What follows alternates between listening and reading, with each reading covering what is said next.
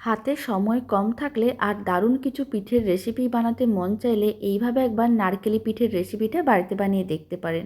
বানানো একেবারেই সহজ আর কম সময়ে রেডি হয়ে যায়।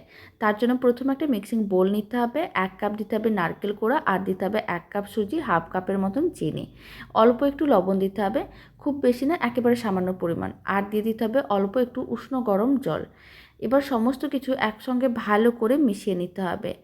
অল্প একটু গরম জল দেওয়ার কারণে সুজিগুলো কিন্তু অনেক তাড়াতাড়ি নরম হয়ে যাবে। এবার আমি এর মধ্যে দিয়ে দিচ্ছি 4 চামচের মতন ময়দা। আবারও সমস্ত কিছু খুব ভালো করে মিশিয়ে নিতে হবে।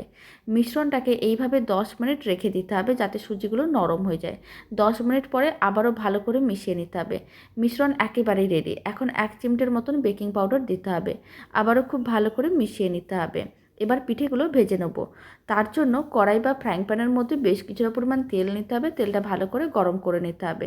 আর ফ্লেমটা মিডিয়ামে রেখে অল্প অল্প করে মিশ্রণ এইভাবে গরম তেলের মধ্যে দিয়ে দিতে হবে।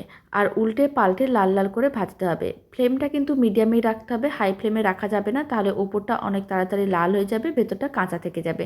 তাই মিডিয়াম ফ্লেমে একটু টাইম নিয়ে উল্টে পাল্টে লাল লাল করে ভেজে নিলেই রেডি হয়ে যাবে দারুণ স্বাদের নারকেলি পিঠে, যা বানানো একেবারেই সহজ আর খেতেও ভীষণ ভালো হয়।